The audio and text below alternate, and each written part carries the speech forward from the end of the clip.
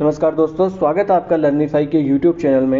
यह है अपनी आधुनिक भारतीय इतिहास की सीरीज़, जिसमें आज हम डिस्कस करने वाले हैं थियोसॉफिकल सोसाइटी, रामकृष्ण मिशन और रहनुमाई मजदाइन सभा के बारे में। दरअसल ये अपना टॉपिक कह सकते हो, चैप्टर कह सकते हो। ये अपना टॉपिक चल रहा है धार्मिक एवं सामाजिक सुधार आंदोलन वाला।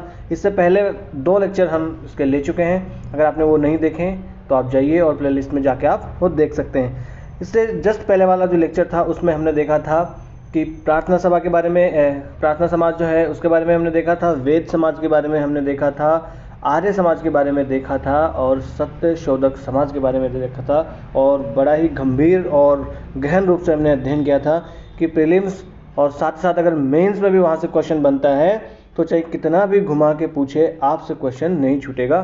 ठीक है, तो चलिए आज शुरू कर लेते हैं आज का लेक्चर। सबसे पहले हम देखेंगे आज थियोसॉफिकल सोसाइटी के बारे में। तो थियोसॉफी का मतलब होता क्या है? पहले तो थियोसॉफी का मतलब होता है धर्म से संबंधित ज्ञान, है ना। जो धर्म से संबंधित ज्ञान होता है ना, उसे कहते हैं थियोसॉफी। तो उसी से रिलेटेड हुआ करती थी ये थियोसॉफिकल सोसाइटी। थियोसॉफिकल सोसाइटी की स्थापना करी गई थी 1875 ईस्वी में। कहाँ पर? अमेरिका में, है ना। अमेरिका का जो सेंट फ्रांसिस्को हुआ करता था, तो सेंट फ्रांसिस्को में इसकी स्थापना, सॉरी माफ़ कीजिएगा, न्यूयॉर्क में इसकी स्थापना की जाती है। किसके द्वारा?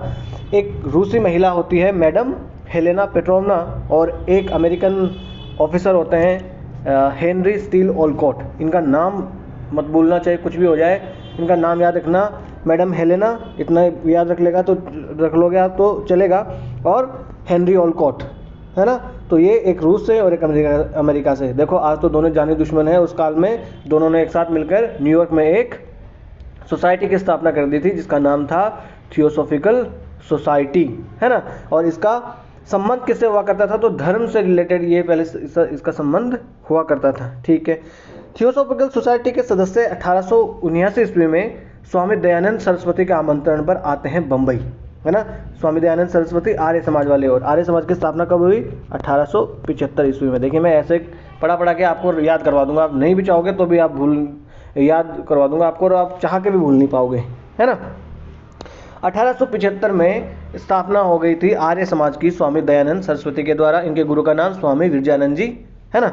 ठीक है साहब, अब ये निमंत्रण भेजते हैं कि आप आओ मुंबई में और मिलते हैं इधर और देखते हैं क्या क्या हम मिलके कर सकते हैं। तो फिर थियोसॉफिकल सोसाइटी के सदस्य आते हैं इनके निमंत्रण पर भारत में, है ना। फिर भारत आने के बाद में वो दयानंद सरस्वती और साथ ही साथ जो आर्य समाज के विचार हुआ करते थे उनसे बहुत ही प्रभावित हो जाते हैं। और इतने प्रभावित हो जाते हैं कि कहाँ तो न्यूयॉर्क में इनका जो ऑफिस हुआ करता था, बाद में इन लोगों ने अपना ऑफिस यहीं पे स्थापित कर लिया। कहाँ पे? 1882 ईस्वी में मद्रास के निकट एक आड़ियार नाम की जगह पड़ती है। तो आड़ियार नामक स्थान पर इन्होंने अपना ऑफिस बना लिया, और बाद में ये आड़ियार ही इनका ऑफिस रहता है। तो देखिए 1875 में इसकी स्थापना हो गई थी। जब आर्य समाज की स्थापना हुई यहाँ, तो थियोसॉफिकल सोसाइटी की स्थापना हो गई न्यूयॉर्क में। ठीक है साहब, और आर्य समाज की कहाँ हुई थी? तो बॉम्बे में, है ना। बॉम्बे में इसकी स्थापना हो गई। फिर स्वामी दयानंद सरस्वती ने इनको बुलाया 1879 में कि आप आओ भारत में इधर और देखते हैं, मिलते हैं, बैठते हैं, क्या हम कर सकते हैं एक साथ मिलके। और फिर इनके दयानंद सरस्वती और आर्य समाज के विचार इनको पसंद आते हैं, और 1882 में ये मद्रास के निकट आड़ियार नामक स्थान है, वहाँ पर ये अपना ऑफिस बना लेते हैं। ये याद रखना, आड़ियार नामक जगह कहाँ? मद्रास के पास में। ठीक है, बाद में देखिए यही आड़ियार नामक जगह थी, ये पूरे इसका अंतर्राष्ट्रीय इसका कार्यालय ही बन जाता है थियोसॉफिकल सोसाइटी का। और ये दो थियोसॉफिकल सोसाइटी थी, ये सर्वधर्म संभाव में विश्वास रखा करती थी, सभी धर्मों में विश्वास रखा करती थी, है ना, कि सब धर्म मिलके आगे चलें। इसलिए देखिए यहाँ पर सब धर्मों के चिन्ह आपको इनके इसमें निशान में दिखेंगे। अब इस संगठन से और आगे चल के एक महिला जुड़ती हैं जिनका नाम होता है मैडम एनी बेसेंट। नाम आपने सुना होगा। तो ये इनकी एक इस सोसाइटी की एक सक्रिय सदस्य बन जाती है 1888 में, है ना। 1882 में इसकी स्थापना हो जाती है यहाँ पर, और 1888 में ये सदस्य बन जाती है मैडम एनी बेसेंट, है ना। ये एनी बेसेंट कहाँ की थी? तो इनका जन्म तो हुआ था लंदन में, मगर ये आयरिश मूल की हुआ करती थी, है ना। यूनाइटेड किंगडम में इनका जन्म हुआ था। ये आयरिश मूल की हुआ करती थी। फिर इनकी शादी हो जाती है। इनके पति जो होते हैं वो फादर होते हैं चर्च में, और फिर इनकी दोनों की बनती नहीं है, उनको तलाक वगैरह हो जाता है। फिर इनके कानून के द्वारा इनके बच्चे भी छीन ले जाते हैं इनके पति के द्वारा। फिर ये बड़ी दुखी हो जाती हैं और बाद में ये जुड़ जाती हैं, किससे? थियोसॉफिकल सोसाइटी से। और आगे चल के भारत में देखना खूब 1933 ईस्वी तक शायद ये भारत में ही रहती है, यहीं इनकी मृत्यु भी होती है। 1888 में वे इसकी सदस्यता बन जाती हैं और 1893 से पूर्ण रूप से सक्रिय रूप से ये थियोसॉफिकल सोसाइटी के साथ मिलकर काम करने लगती है। और एक समय तो ऐसा आता है कि theosophical society madam Annie Besant के नाम से ही जाना जाने लगता है ना। आप भी वो अगर हेलेना, मैडम हेलेना और ब्लावत्स्की का नाम तो आपने शायद ही सुना होगा, मगर एनी बेसेंट का नाम आपने सुना होगा थियोसॉफिकल सोसाइटी के नाम से, है ना। तो 1893 से ये पूर्ण रूप से सक्रिय रूप से काम करने लग जाती है और बाद में ये हिंदू धर्म को ही अपना लेती है। हिंदू धर्म की जो फिलोसफी होती है उस दर्शन से इतनी प्रभावित हो जाती है कि ये हिंदू धर्म जो है उसको अपना लेती हैं और हिंदू धर्म के से संबंधित शिक्षा को फिर ये आगे बढ़ाने, प्रचार प्रसार करने का काम भी करने लगती हैं। एनी बेसेंट देखिए एक महान समाज सुधारिका, महिला कार्यकर्ता, सुप्रसिद्ध लेखिका और थियोसॉफिस्ट ये हुआ करती थी और भारतीय राष्ट्रीय कांग्रेस की पहली महिला अध्यक्ष अगर कोई पूछे तो वो कौन थी? वो पहले महिला अध्यक्ष हुआ करती थी एनी बेसेंट। 1917 का जो अधिवेशन हुआ था तो 1917 के अधिवेशन में इनको बनाया गया था कांग्रेस का अध्यक्ष। पहली महिला अध्यक्ष कोई कांग्रेस की थी तो यही थी एनी बेसेंट, है ना। हालांकि ये भारतीय मूल की नहीं थी, फिर भी इन्होंने भारतीयों के लिए लड़ाई लड़ी। देखिए पैदा हुई लंदन में और यहाँ आके उसी लंदन के खिलाफ जो है ये आंदोलन में शामिल हो जाती है और आगे चल के ये होम रूल लीग जो है ये बनाती हैं भारत में। 1916 ईस्वी में ये होम रूल लीग की स्थापना करती है। एक तिलक जो होते हैं, बाल गंगाधर तिलक, उनकी होम रूल होती है, एक इनकी होम रूल लीग होती है। तो दोनों जो है ये होम रूल लीग की स्थापना भारत में करते हैं। ठीक है साहब, आगे चल लेते हैं। और इन्होंने देखिए साप्ताहिक पत्रिकाएं भी इन्होंने निकाली थी द कॉमनवेल्थ और न्यू इंडिया के नाम से। तो इनका नाम याद रखना, न्यू इंडिया और द कॉमनवेल्थ। तो द कॉमनवेल्थ और न्यू इंडिया के नाम से इन्होंने साप्ताहिक पत्रिकाएं भी निकाली थी। और 1916 में इन्होंने देखिए मद्रास में all India home rule league की स्थापना भी कर ली थी। और एनी बेसेंट और लोकमान्य तिलक ने होम रूल लीग जो है वो बनाकर राष्ट्रीय आंदोलन को एक शानदार गति दी थी। और गांधी जी भी जब असहयोग आंदोलन चला रहे होते हैं तो इन दोनों की सहायता वो लेते हैं, होम रूल लीग की, है ना। एनी बेसेंट वाली और तिलक वाली जो होम रूल लीग हुआ करती थी इसकी सहायता लेते हैं गांधी जी, है ना। और 1917 में कांग्रेस की प्रथम महिला अध्यक्ष भी ये बनी थी, ये मैंने ऑलरेडी आपको बता दिया। ठीक है, सोसाइटी का जो मुख्य योगदान हुआ करता था थियोसॉफिकल सोसाइटी का, उनमें से एक देखिए 1918 ईस्वी में इन्होंने सेंट्रल हिंदू कॉलेज बनारस में, है ना, हिंदू संस्कृत कॉलेज या सेंट्रल हिंदू कॉलेज जो है 1918 में थियोसॉफिकल सोसाइटी के प्रयासों से स्थापित होता है और उसमें एनी बेसेंट जो है उनकी महत्वपूर्ण भूमिका होती है। और फिर यही सेंट्रल हिंदू कॉलेज है जो है वो आगे चलकर बनारस हिंदू विश्वविद्यालय के नाम से जाना जाता है ना।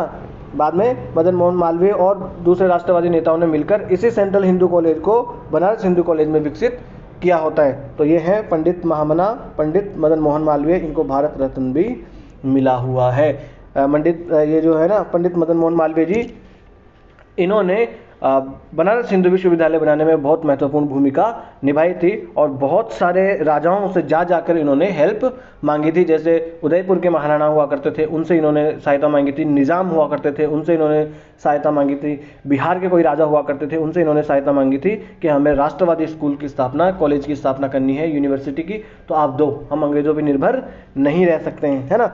साथ ही साथ थियोसॉफिकल सोसाइटी ने जो ये थियोसॉफिकल सोसाइटी थी, इसने बाल विवाह, छुआछूत, कन्या वध हो गया, है ना, ये बुद्धनीय वध है, कन्या वध कर दिया जाता था ना, कन्या वर विक्रय, इस प्रकार की कुरीतियों का इन्होंने विरोध किया। और थियोसॉफिकल सोसाइटी धीरे धीरे देखे एक हिंदुइज्म की एक अखिल भारतीय आंदोलन बन के ये रह जाती है ना। और ये जो काशी विश्वविद्यालय, हिंदू विश्वविद्यालय या बनारस हिंदू विश्वविद्यालय के बारे में हम थोड़ा सा जान लेते हैं।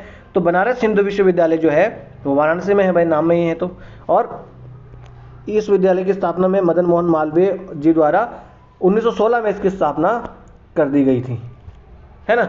और बसंत पंचमी के दिन पर इसकी स्थापना की गई थी। और सेंट्रल हिंदू कॉलेज ये पहले हुआ करता था, जो कि किसके द्वारा बनाया गया था? मैडम एनी बेसेंट के द्वारा स्थापित किया गया था। सेंट्रल हिंदू कॉलेज, तो देखिए पूछा जा सकता है कि सेंट्रल हिंदू कॉलेज जो है ये संबंधित था बनारस हिंदू विश्वविद्यालय से, तो हाँ बिल्कुल इसका ये पूर्वगामी हुआ करता था, ठीक है ना।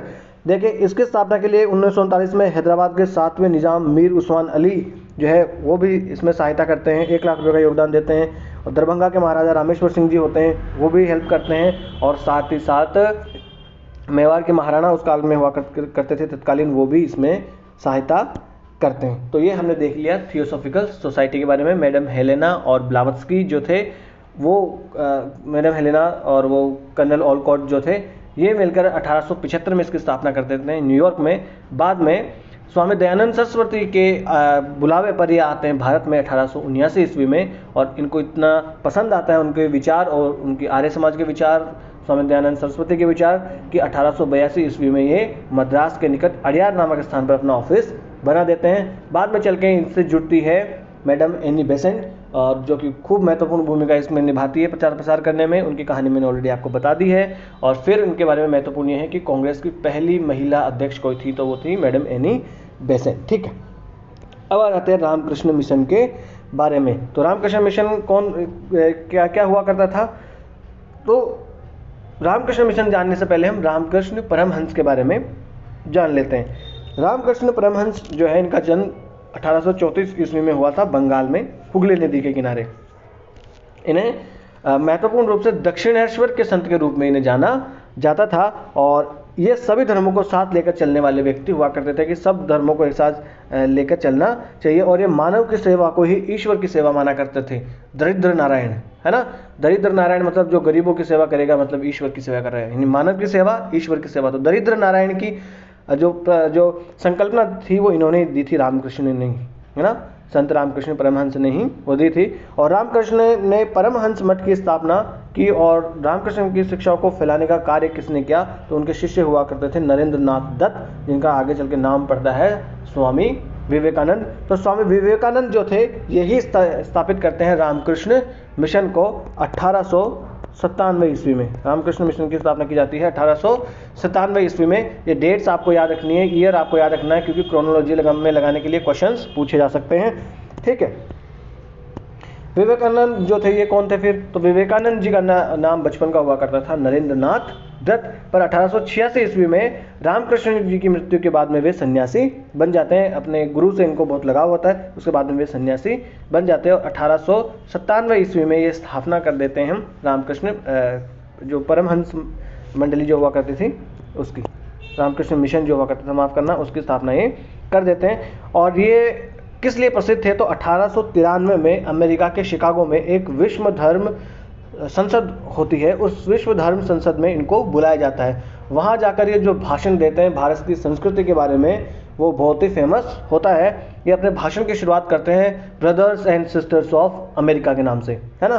जैसे tryst with destiny, Jawaharlal Nehru ji का एक भाषण है, प्रसिद्ध भाषण, जब देश को आज़ादी मिल रही थी तब। उसी प्रकार से इनका भी है brothers and sisters of America. ये भाषण आप सुन सकते हो यूट्यूब वगैरह पे, आपको अभी भी मिल जाएगा।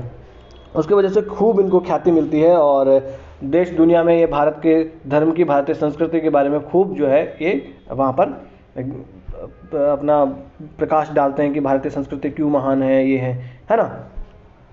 क्योंकि वहाँ पर ऐसा कह रहे होते हैं सब लोग कि पश्चिमी संस्कृतियाँ जो है इतनी ऊपर है, हमारी किताबें जो है धर्म की इतनी ऊपर है, और आपके धर्म की किताबें इतनी नीची हैं। तो ये उसका तर्क निकालते हैं कि हमारी धर्म की किताबें इतनी नीची हैं कि अगर हम उन किताबों को हटा दें तो आपके ऊपर की किताबें सब गिर जाएगी, है ना, यानी कि हम जड़ हैं, है ना। तो देखिए किसी भी प्रकार से अपने आप को मोटिवेट रखना चाहिए। तो देखिए ये क्या कहते हैं, उठो जागो तब तक मत रुको जब तक कि लक्ष्य प्राप्त ना हो जाए, है ना। ये कौन कहते हैं, स्वामी विवेकानंद। तो ये देखिए इससे आपको भी शिक्षा लेनी है। सोने का मतलब ये नहीं कि आप रात को सोना बंद कर दोगे, सोने का मतलब है कि रिलैक्स मत हो जब तक आप अपने लक्ष्य की प्राप्ति नहीं कर लेते हो। फिर 1896 ईस्वी में न्यूयॉर्क में ये वेदांत सोसाइटी की स्थापना भी करते हैं। तो देखिए ये डेट भी आपको याद रखनी है। न्यूयॉर्क में 1896 में ये किसकी स्थापना करते हैं, वेदांत सोसाइटी की स्थापना न्यूयॉर्क में करते हैं। और 1893 में शिकागो में धर्म जो विश्व धर्म संसद होती है उसमें ये भाग लेते हैं और अपना प्रसिद्ध भाषण ये देते हैं। और उन्होंने फिर देखिए रामकृष्ण मिशन की स्थापना भी कर दी थी 1897 ईस्वी में, जिसका मुख्यालय कलकत्ता के पास में वेलूर नामक स्थान पर हुआ करता था, इसलिए ये वेलूर मठ के नाम से ही जाना जाने लगा, है ना। फिर उन्होंने एक अल्मोड़ा जिले में मायावती नामक स्थान पर भी एक कार्यालय बनाया था। ठीक है, तो ये हमने जान लिया रामकृष्ण परमहंस के बारे में, उनके शिष्य स्वामी विवेकानंद के बारे में। इतना जानना उनके बारे में बहुत है ना। फिर आ जाते हैं हम पारसी जो धर्म था उसके सामाजिक सुधार आंदोलनों के ऊपर, है ना, कि जिस प्रकार से हिंदू धर्म में सुधार हुए उसी प्रकार से पारसी धर्म में भी तो सुधारों के लिए मांग उठी होगी, है ना। तो उन्होंने ये स्थापना करते हैं एक सभा की जिसका नाम होता है रहनुमाई मजदायन सभा, और 1851 में पाश्चात्य शिक्षा और संस्कृति से प्रभावित हुए जो समाज के नेता थे, पारसी समाज के नेता, जैसे फरदूनजी नौरोजी हैं और जे.बी. वाचा, H.S. बंगाली, दादाभाई नौरोजी, R.K. कामा, ये सब मिलकर किसकी स्थापना करते हैं? रहनुमाई मजदायन सभा की स्थापना कर देते हैं, जिसका मतलब होता है धार्मिक सुधार सभा। और इस सभा का उद्देश्य क्या हुआ करता था? वही जो हमारे आर्य समाज वगैरह का उद्देश्य हुआ करता था, क्या कि जो धर्म है पारसी धर्म उसकी प्राचीन पवित्रता इसको वापस लौटाना, क्योंकि अब जो धर्म है ये बहुत सारे पाखंडों से घिर चुका है, तो हम अब इसको वापस अपने प्राचीन पवित्र रूप में लेके जाएंगे। साथ ही साथ ये पाश्चात्य शिक्षा के माध्यम से रूढ़िवादिता को दूर करना चाहते थे, क्योंकि ये जो समाज सुधारक हुआ करते थे इस समाज के, ये पाश्चात्य संस्कृति से खूब प्रभावित हुआ करते थे, है ना। तो पाश्चात्य शिक्षा के माध्यम से ये रूढ़िवादिता को दूर करना चाहते थे, और उसी के द्वारा ये महिला शिक्षा को पर भी विशेष बल दिया करते थे कि महिला शिक्षा जो है उस पर बल दिया जाना चाहिए। और इन्होंने अपने ज्ञान को प्रसारित करने के लिए रक्त गुप्तार नामक पत्र का भी प्रकाशन किया था। रक्त गुप्तार का मतलब होता है सत्यवादी। तो ये रक्त गुप्तार किसने किया, ये याद रखना, ये किया था रहनुमाई मजदायन सभा ने ये प्रकाशित किया था। ये हैं देखिए दादाभाई नौरोजी, जिन्हें great grand old man of India भी कहा जाता है, और धन निष्कासन का सिद्धांत जो है ना इन्हीं लोगों ने मिलकर दिया था। दादाभाई नौरोजी, फरदूनजी नौरोजी। जो फरदूनजी नौरोजी हुआ करते थे वो दादाभाई नौरोजी के बड़े भाई हुआ करते थे, 8 साल बड़े थे इनसे, ठीक है। फिर इनके द्वारा देखिए जो विवाह की उम्र जो है उसको बढ़ाने के लिए भी बल दिया जाता है कि भाई विवाह की उम्र जो है वो बढ़ाई जानी चाहिए, और पारसी महिलाओं को ज़्यादा स्वतंत्रता दी जानी चाहिए, इस पर ये बल देते हैं। और 1890 में ये जो सभा थी रहनुमाई मजदायन सभा, इसके द्वारा जो समुदाय है उसके सामाजिक शैक्षणिक समस्याओं पर चर्चा करने के लिए एक सम्मेलन बुलाया गया, और भारत में यही एकमात्र ऐसा समुदाय है जिसने पाश्चात्यकरण से सबसे ज़्यादा ये समाज जो है प्रभावित होता है। और आप देखिए पारसी समुदाय जो है ना, ये पारसी समुदाय भारत के सबसे विकसित धर्मों में से या समुदाय में से एक माना जाता है ना। और धीरे धीरे ये समाज देखिए सर्वाधिक प्रगतिशील समाज बन के उभर कर सामने आता है, क्योंकि इन्होंने अपने धर्म में सुधार किए और लोगों ने वो सुधार माने, और ये बहुत ही मॉडर्न लोग हुआ करते हैं, है ना। तो ये बाटली वाला इस प्रकार के जो सरनेम होते हैं ना वो इन्हीं के होते हैं, पारसी लोगों के ही होते हैं, है ना। ये है दिनशा वाचा। फिर आ जाते हैं कि ये जो सुधार आंदोलन भारत में चले, जो भी धार्मिक सामाजिक सुधार आंदोलन चले, ये इतने प्रसिद्ध क्यों नहीं हो पाए, इनको इतनी महत्वपूर्ण जो है आप कह सकते हैं कि उपलब्धियां प्राप्त क्यों नहीं, क्या कमियां इनमें रहेगी। तो देखिए इनमें कमियां मुख्य रूप से क्या रहेगी, एक तो इस जो ये अलग अलग समाज बने, आर्य समाज बने, ब्रह्म समाज बने, एक तो ये समाज जो है इनमें कौन लोग इनमें सम्मिलित होंगे, तो पढ़े लिखे उच्च वर्ग के लोग इनमें सम्मिलित, या मध्यम वर्ग के पढ़े लिखे लोग इनमें सम्मिलित होंगे। तो ऐसे लोग बहुत ही कम हुआ करते थे, है ना। तो बहुत कम लोग इनसे जुड़ पाए, कुछ सैकड़ों में आदमी गिन सकते थे, इसी प्रकार से लोग जो है इनसे जुड़ पाए, ठीक है। फिर इसमें जो महत्वपूर्ण लोग हुआ करते थे वो सिर्फ कुछ उच्च जातियों से संबंधित ही हुआ करते थे, है ना। तो एक ये हो गया कि एक तो उच्च जाति वाले लोग सिर्फ इससे जुड़े, निम्न जातियों तक फैलाने की इन्होंने कोई कोशिश ही नहीं करी। दूसरा क्या हो गया कि जो उच्च वर्ग हो गया और जो मध्यम वर्ग के पढ़े लिखे लोग थे वही लोग जो है इनसे जुड़े। तीसरी बात है कि ये जो लिखा करते थे वो एक प्रकार से जैसे संस्कृत में बांग्ला होगी, जैसे राजा राम मोहन राय ने जो अपने उन्होंने प्रकाशित किए पत्र पत्रिकाएं, वो इस प्रकार से लिखे ठेठ संस्कृत में बांग्ला में उन्होंने लिखा, तो किसको समझ में आएंगे, वो जो पढ़े लिखे लोग हैं उनको, इसलिए वो ज़्यादातर लोगों तक आ ही नहीं पाए। फिर कुछ तो ऐसे समुदाय थे जो बहुत गुप्त तरीके से ही काम किया करते थे, तो फिर वो जनता तक नहीं पहुंच पाए, यानी कि उन्होंने मास पब्लिक जो है वहाँ तक मास मूवमेंट उन्होंने नहीं किया, बहुत ज़्यादा लोगों से वो जुड़ नहीं पाते हैं। इसकी वजह से ये इतने जाके जो है कोई महत्वपूर्ण उपलब्धि हासिल ये नहीं कर पाते हैं। जैसे कि ब्राह्मण, कायस्थ और वैश्य लोग जो थे वो बंगाल में इस जुड़े हुए थे। और अगर बॉम्बे में देखा जाए तो जो चित्पावन और सारस्वत ब्राह्मण हुआ करते थे और कुछ गुजराती सौदागर हुआ करते थे, वो लोग सिर्फ इससे जुड़े हुए थे, है ना। 1872 तक देखिए ये समाज जो था, इस समाज में राजा राम मोहन राय का जो समाज हुआ करता था, इस समाज में कितने मात्र 150 से 200 लोग इसके समर्थक हुआ करते थे। तो देखिए कितने लोग, यानी ये लोग वो थे जो शहरों में बैठकर इन चीज़ों की डिस्कशन किया करते थे। गांधी जी के जैसे इन्होंने आम जनता तक कोई मुद्दा नहीं पहुंचाया कि सीधा सीधा आसान भाषा में जनता को समझ में आ जाए, ऐसी इन्होंने बात नहीं करी थी। फिर देखिए ये समाज सुधारों की बात क्या करते थे, पर जो महत्वपूर्ण मुद्दे रह गए, जैसे कि आपको कि छुआछूत मिटाना और इस प्रकार के उन मुद्दों को इन्होंने छुआ ही नहीं, है ना। यानी कि मास लेवल पे, है ना, वृहत स्तर पर इनको नहीं छुआ, आम जनता को उसमें शामिल नहीं किया। ये मुद्दे तो बाद में जाकर गांधी जी जब आते हैं तब जाकर ये सब मुद्दे उनसे मिलते हैं और गांधी जी इन मुद्दों को एकदम से उठाते हैं, छुआछूत जैसे मुद्दों को, है ना।